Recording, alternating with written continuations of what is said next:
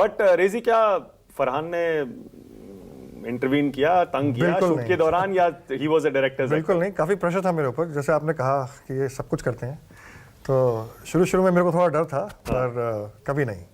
कभी नहीं? एक्टर की तरह जो आपने कहा वो माना? अगर कुछ उनको बोलना भी होता है तो बड़े रिस्पेक्टफुली मेरे को बताते हैं, एंड हमने मिलकर काम किया है इस फिल्म में।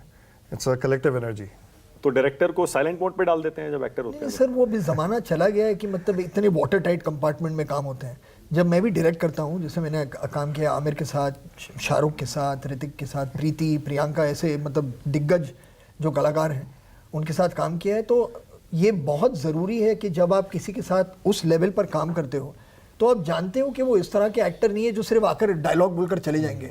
आप चाहते हैं उनसे मतलब कि एक इन्वॉल्वमेंट हो, हाँ एक इन्वॉल्वमेंट हो, किस तरह से उस कैरेक्टर को अपना बना रहे हैं।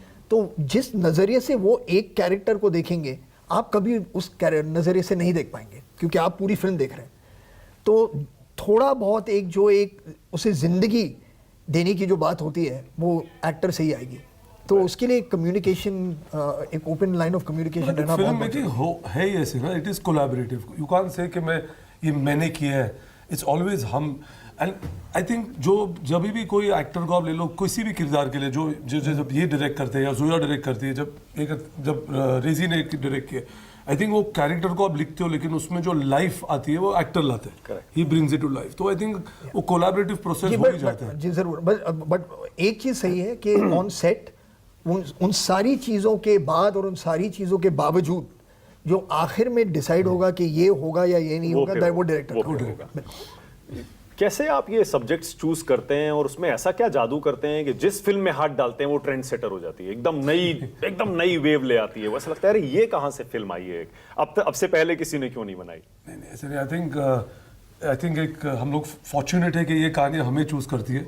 I think that's great. And जैसे कि ये कहानी है, मे बी सब सोचते हैं कि यार ऑलमोस्ट 60 ईयर्स हो चुके हैं और ये कहानी किसी ने बताई नहीं। इवन वी वर शॉक्ड जब मैंने पहली दफ़ा सुनी। मैंने जाके सीधा गूगल पे देखा, यार ये जो भी उन लोग मुझे बोल रहे हैं सही है ना, but it is like that. So I think और जब आप एक सही कहानी बनाते हो which is based on these true incidents, true facts, it always becomes inspiring. But लेकिन 1962 का सीन क्रिएट करना कितना मुश्किल होगा? बहुत मुश्किल।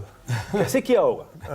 काफ़ी जान निकली हमारी। पता नहीं उस टाइम तो, उस समय के हथियार, उस समय के टेंट्स, इक्विपमेंट। नहीं, मैं आपको एक चीज़ बता दूं कि जब आपके पास ऐसे प्रोड्यूसर हों जो दे रिस्पेक्ट सिनेमा, उनको वो फिल्मों के लिए काम कर रहे हैं, सिर्फ पैसों के लिए नहीं, तो मेरा काम आसान हो जाता है। बिकॉज मैं जो भी मांगू इन्होंने मेरे को दिया। आप यू कैन इमेजिन 14,000 फीट पे आप 600 लोगों को लेके जा रहे हो रोज़। हमने वहाँ पर टेंट सिटी बना दिया था, कॉस्ट्यूम टेंट, खाने का टेंट, इसका टेंट। कितना टेम्परेचर था? जब हमने शुरू किया था तो इतनी सर्दी नहीं थी, बट जब नाइट शूट्स होने शुरू हुए तो -8 हो चुका था, और जब खत्म हुआ तो -16 हो गया।